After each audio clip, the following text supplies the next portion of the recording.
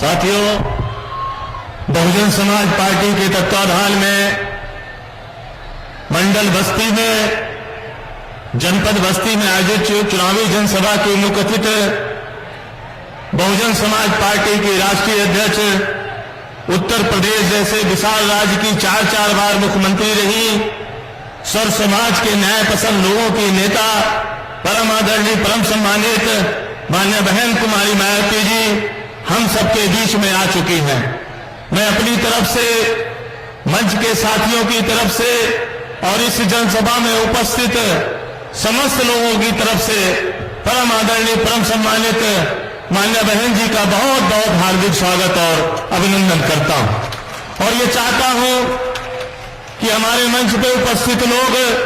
और आज इस विशाल जनसभा में आई हुई हमारी माताएं बहनें, हमारे नौजवान साथी, पिता तुल्य बुजुर्ग, मैं सबसे चाहूंगा कि वो अपने अपने स्थान पर खड़े होकर के और दोनों हाथ उठा करके जोरदार ताली बजा करके मान्य बहन जी का स्वागत करने का काम करें।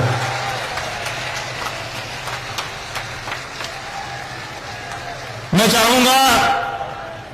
कि हम सबके बीच में लोकसभा बस्ती के मान्य बहन जी के आशीर्वाद प्राप्त प्रत्याशी श्री लौकुश पटेल जी आए और चुनाव चिन्ह हाथी भेंट करके मान्य बहन जी का स्वागत करने का काम करें। मान्य बहन कुमारी मायावती जी जिंदाबाद, मान्य बहन कुमारी मायावती जी जिंदाबाद। दूसरे हमारे प्रत्याशी भाई नदीम जी जो डुमरियागंज के प्रत्याशी हैं, आप मान्य बहन जी को तथागत गौतम बुद्ध की प्रतिमा भेंट करके स्वागत करने का काम करें। मान्य बहन कुमारी मायावती जी जिंदाबाद, मान्य बहन कुमारी मायावती जी जिंदाबाद। लोकसभा संत कबीर नगर के प्रत्याशी भाई श्री नदीम अशरफ जी और उनके भाई मोहम्मद दानिश जी, आप मान्य बहन जी को तथागत बुद्ध की प्रतिमा भेंट करके स्वागत करने का काम करें। मान्य बहन कुमारी मायावती जी जिंदाबाद, मान्य बहन कुमारी मायावती जी जिंदाबाद, बहुजन समाज पार्टी जिंदाबाद। साथियों, मैं निवेदन करूं मान्य बहन जी को हम सबको संबोधित करने के लिए, उससे पहले मैं चाहूंगा कि आप सब दोनों हाथ उठा करके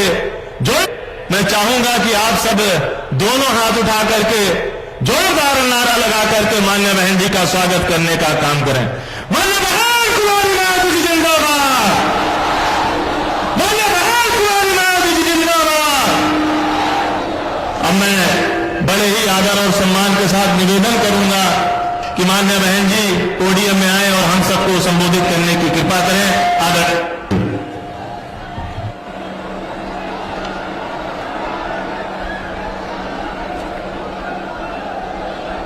बीएसपी की इस चुनावी जनसभा में इकट्ठा हुए पार्टी के सभी छोटे बड़े पदाधिकारी एवं कार्यकर्तागण, आज आप लोग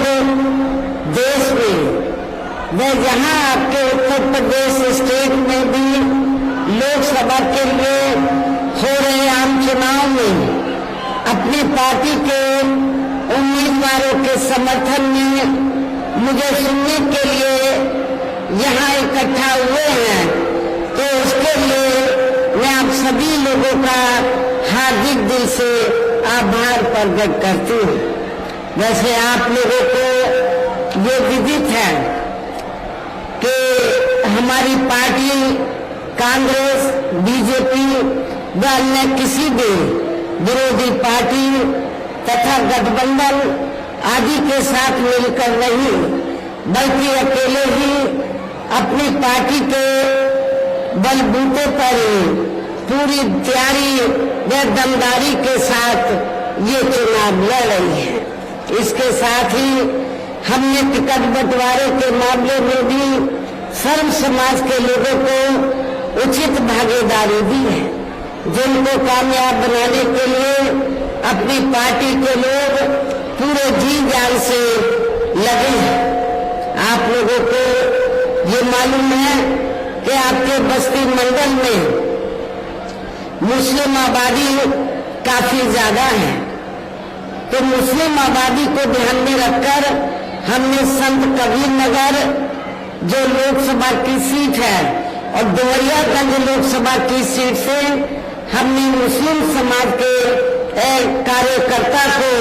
पार्टी के सिपाही को, कार्यकर्ता को यहां से अपना प्रत्याशी बनाया है। और आपके इधर बस्ती लोकसभा की सीट में अति पिछड़े वर्ग का वोट काफी ज्यादा है, इसलिए हमने यहाँ कुर्मी समाज के अपने कार्यकर्ता को यहाँ अपना प्रत्याशी बनाया है। हालांकि आज यहाँ आपकी इकट्ठा हुई अपार भीड़, वह भीड़ के जबरदस्त जोश को भी देखकर अब मुझे भी ये काफी हद तक भरोसा हो गया है कि पिछली बार की तरह इस बार भी आप लोग अपने प्रदेश से या लोकसभा आम चुनाव में अपनी पार्टी का बेहतर रिजल्ट जरूर लाएंगे। इसके लिए अब मैं आप लोगों का ध्यान कुछ जरूरी बातों की तरफ दिलाना चाहती हूँ और इस संबंध में विशेषकर मैं कांग्रेस, बीजेपी व इनके अन्य सभी सहयोगी दलों के बारे में ये कहना चाहूंगी कि आजादी के बाद शुरू में केंद्र व देश के काफी राज्यों में भी ज्यादातर सत्ता यहाँ कांग्रेस पार्टी के ही खाते में केंद्रित रही है, किंतु इनके अधिकांश मामलों में रही गलत नीतियों एवं गलत कार्य प्रणाली आदि की वजह से फिर इस पार्टी को केंद्र में काफी राज्यों की भी सत्ता से बाहर होना पड़ा है तथा यही स्थिति इनकी सहयोगी पार्टियों की भी बनी रही है, जिसके कारण ही फिर पिछले कुछ वर्षों से बीजेपी व इनके सहयोगी दल केंद्र एवं काफी राज्यों की भी सत्ता में काबिज हो गए हैं, लेकिन इनकी भी ज्यादातर रही जातिवादी, पूंजीवादी, संकीर्ण, सांप्रदायिक व देशपूर्ण नीतियों एवं कार्य प्रणाली आदि से तथा इनकी कथनी व करनी में भी काफी अंतर होने की वजह से अब ऐसा लगता है इस बार ये पार्टी भी यानी कि भारतीय जनता पार्टी भी केंद्र की सत्ता में आसानी से वापस आने वाली नहीं है, बशर्ते यदि ये चुनाव इस बार फ्री एंड फेयर होता है, पूरे तरह से फ्री एंड फेयर होता है तथा आम चर्चा के मुताबिक वोटिंग मशीनों में भी कोई गड़बड़ी आदि नहीं की जाती है। और वैसे भी इस बार चुनाव में इनकी कोई भी पुरानी व नई चल रही नाटकबाजी, जुमलेबाजी व गारंटी आदि काम में आने वाली नहीं है, क्योंकि अब देश की जनता काफी हद तक इस बात को समझ चुकी है कि इनकी पार्टी ने अब तक देश के विशेषकर गरीबों, कमजोर तबकों, मध्यम वर्गीय एवं अन्य मेहनतकश लोगों को जो इन्हें अच्छे दिन दिखाने के असंख्य प्रलोभन भरे वायदे किए हैं तथा अनेकों हवाई व कागजी गारंटी आदि भी दी है,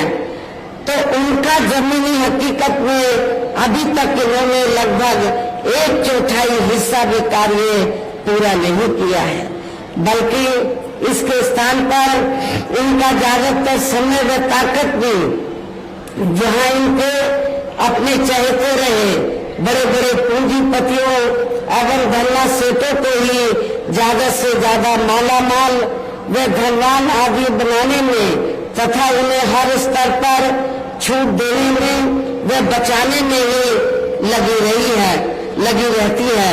जिनके अधिकांश आर्थिक सहयोग से ही ये पार्टी व अन्य पार्टियां भी अपना संगठन चलाती हैं तथा चुनाव आदि भी लड़ाती हैं, जिसका काफी कुछ खुलासा बॉन्ड की आई रिपोर्ट से भी हो जाता है। इस संबंध में जैसे आप लोगों को ये मालूम है कि अभी कुछ दिन पहले माननीय सुप्रीम कोर्ट ने तो बॉन्ड के जरिए जिन जिन पार्टियों ने बड़े बड़े पूंजीपतियों व धरना सेठों आदि से पैसा लिया है तो उसकी रिपोर्ट का खुलासा किया है। और रिपोर्ट में क्या आया कि पूरे देश में तो बीएसपी को छोड़कर कांग्रेस, बीजेपी व अन्य और विरोधी पार्टियां इन्होंने इस देश के बड़े बड़े पूंजीपतियों व धरना सेठों से बॉन्ड के जरिए तो अरबों खरबों रुपया अपनी पार्टी के संगठन को चलाने व चुनाव आदि लड़ाने के लिए लिया है। ये रिपोर्ट में आया है। लेकिन बहुजन समाज पार्टी एक ऐसी पार्टी है, रिपोर्ट से ये खुलासा हुआ कि बहुजन समाज पार्टी एक ऐसी पार्टी है जिस पार्टी ने देश के किसी भी छोटे या बड़े पूंजीपति व धरना सेठ से एक भी रुपया अपनी पार्टी के संगठन को चलाने व चुनाव आदि लड़ाने के लिए नहीं लिया है। इसलिए हमारी पार्टी बीएसपी मेंबरशिप के जरिए ही और जन्मदिन के मौके पर थोड़ा थोड़ा धन इकट्ठा करके चुनाव के दौरान भी थोड़ा थोड़ा धन इकट्ठा करके हमारी पार्टी अपने संगठन को चलाती है तथा चुनाव आदि भी लड़ाती है। इसके साथ ही अब ऐसा लगता है, इसके अलावा इसके साथ ही अब ऐसा लगता है कि कांग्रेस पार्टी की तरह ही बीजेपी ने भी केंद्र की तमाम सरकारी जांच एजेंसियों का ज्यादातर राजनीतिकरण कर दिया है। आप लोगों को मालूम है जब केंद्र में कांग्रेस पावर में होती है तो वो सरकारी जांच एजेंसियों का दुरुपयोग करती है, राजनीतिकरण करती है, और जब बीजेपी पावर में आती है तो बीजेपी भी सरकारी जांच एजेंसियों का ज्यादातर दुरुपयोग करती है, राजनीतिकरण करती है। ये मैं समझती हूँ ठीक नहीं है। इसके अलावा देश के किसान वर्ग भी वर्तमान बीजेपी की सरकार में शुरू से ही अपनी विभिन्न समस्याओं को लेकर काफी ज्यादा दुखी व परेशान रहे हैं और अभी भी हैं। जबकि यूपी में 4 बार हमारी पार्टी की रही सरकार ने इनके हितों का भी हर स्तर पर विशेष ध्यान रखा है। और इतना ही नहीं, आप लोगों को ये भी मालूम है हमारी पार्टी ने अपनी चारों हुकूमतों के दौरान तो किसानों को समय से हमने खेती करने के लिए सस्ते साधन उपलब्ध कराए हैं और उनकी फसल का भी समय से हमने उचित दाम दिया है, जो अब आपको किसी भी पार्टी की सरकार में या मिलता हुआ नजर नहीं आ रहा है। इतना ही नहीं, बल्कि केंद्र में पूर्व की रही कांग्रेसी सरकार की तरह ही वर्तमान भाजपा सरकार में भी इनकी जातिवादी, हीन, सांप्रदायिक एवं पूंजीवादी सोच व नीतियों के चलते ही पूरे देश में सर्व समाज में से खासकर गरीबों, दलितों, आदिवासियों, पिछड़े वर्गों, मुस्लिम एवं अन्य धार्मिक अल्पसंख्यक समाज के लोगों का भी पूर्ण रूप से विकास व उत्थान आदि नहीं हो सका है। और इस संदर्भ में जैसे आप लोगों को ये मालूम है कि पूरे देश में यहाँ दलितों, आदिवासियों एवं अन्य पिछड़े वर्गों का सरकारी नौकरियों में वर्षों से अधूरा पड़ा आरक्षण का कोटा भी अभी तक पूरा नहीं भरा गया है। विशेषकर एससी व एसटी वर्गों के सरकारी कर्मचारियों का पदोन्नति में आरक्षण भी अब काफी हद तक प्रभावहीन बना दिया गया है। और आप लोगों को ये मालूम है जब समाजवादी पार्टी सत्ता में थी तो समाजवादी पार्टी ने इन वर्गों के कर्मचारियों का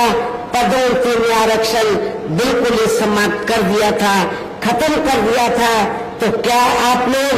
दलित और आदिवासी लोग क्या आप लोग ऐसी समाजवादी पार्टी को वोट देंगे? मैं समझती हूँ कि आप लोग बिल्कुल भी ऐसी पार्टी को माफ नहीं करेंगे, वोट नहीं देंगे। साथ ही केंद्र व राज्यों में भी विरोधी पार्टियों की नई सरकारों में इन सभी वर्गों को प्राइवेट सेक्टर में आरक्षण दिए जाने की व्यवस्था किए बिना ही इनकी सरकारों के ज्यादातर सरकारी कार्य अब प्राइवेट सेक्टर के जरिए ही इनके बड़े बड़े पूंजीपतियों व धन्ना सेठों आदि को ही दिए जाने के कारण अब इनको पूरे देश में आरक्षण का बहुत कम ही लाभ मिल पा रहा है। इसी प्रकार इनका अन्याय और मामलों में भी शोषण में उत्पीड़न आदि होना अभी तक भी बंद नहीं हुआ है। इसके साथ साथ मुस्लिम व अन्य धार्मिक अल्पसंख्यक समाज के लोगों की भी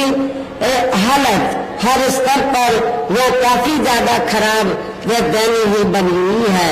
इतना ही नहीं बल्कि पिछले कुछ वर्षों से केंद्र व अधिकांश राज्यों में भी बीजेपी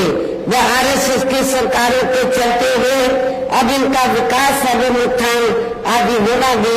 काफी हद तक बलशाली हो गया है। आए दिन इन पर खासकर हिंदुत्व की आड़ में हो रही जुल्म जाति भी यह काफी ज्यादा चरम सीमा पर पहुंच चुकी है। इसके साथ साथ अपर कास्ट समाज में से विशेषकर गरीब लोगों की भी हालत हमें कोई खास अच्छी नजर नहीं आती है। इनकी गलत कृषि नीतियों के कारण किसान वर्ग भी आए दिन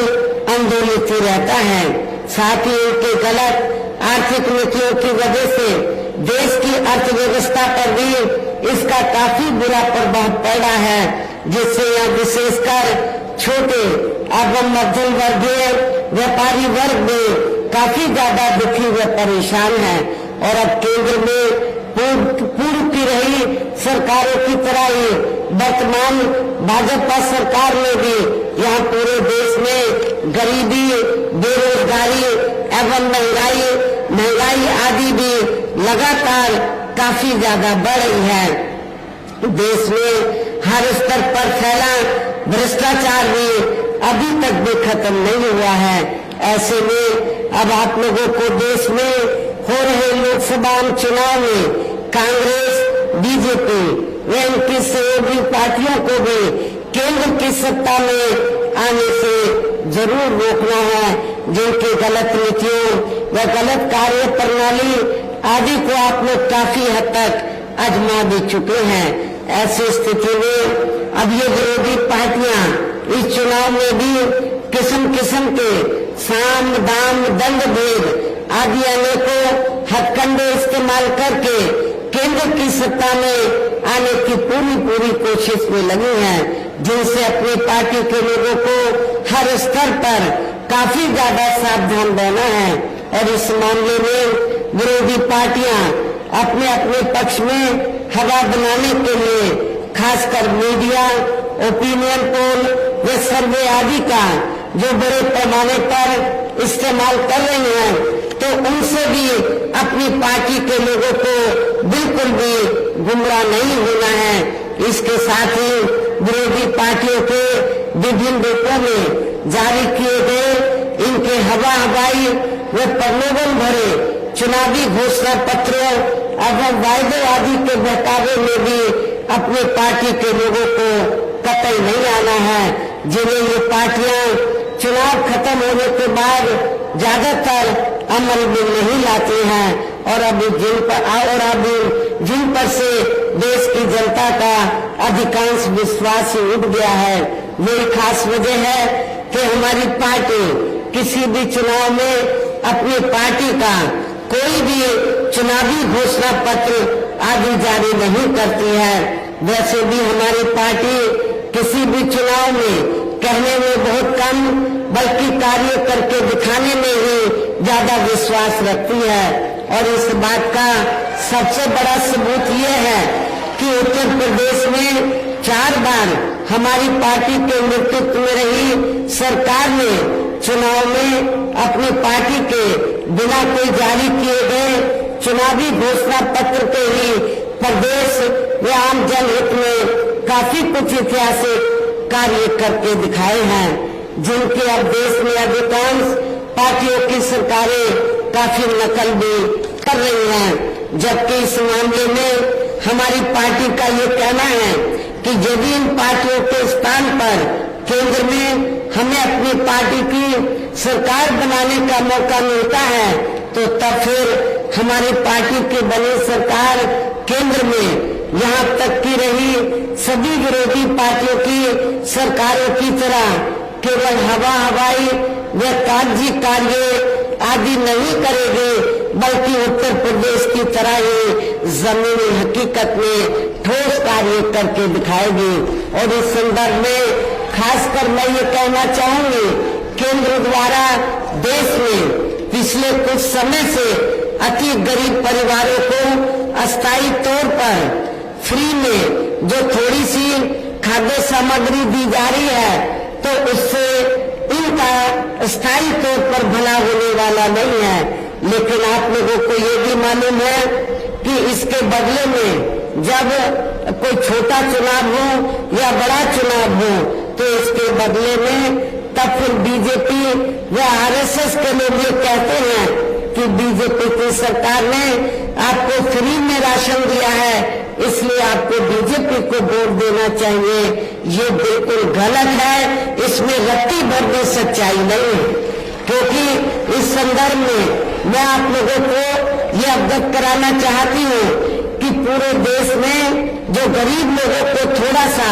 जो फ्री में राशन दिया जा रहा है, तो ये कोई बीजेपी या आरएसएस के लोग नहीं दे रहे हैं, बल्कि पूरे देश की जनता जो विभिन्न रूपों में केंद्र की सरकार को टैक्स देती है, और टैक्स के जरिए जो सरकार के पास जनता का पैसा जाता है, उस पैसे से आप लोग फ्री में राशन आपको दिया जा रहा है। ये कोई किसी की मेहरबानी नहीं है। और वैसे भी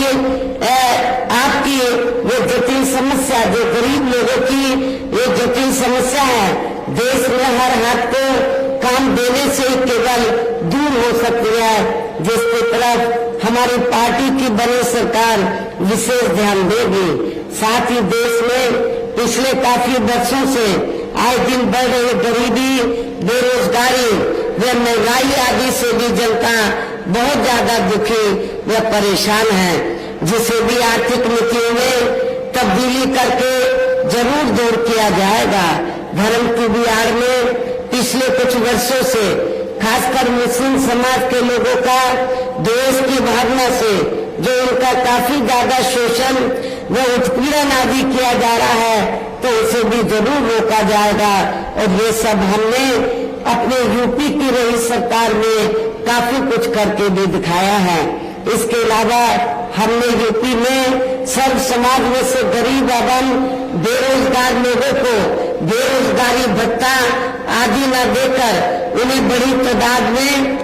रोटी रोजी के साधन भी उपलब्ध कराए हैं, जो अब ये कार्य भी अधिकांश ठंडे पड़े हैं, जिनको फिर केंद्र में बीएसपी की सरकार बनने पर प्राथमिकता दी जाएगी। कहने का तात्पर्य ये है,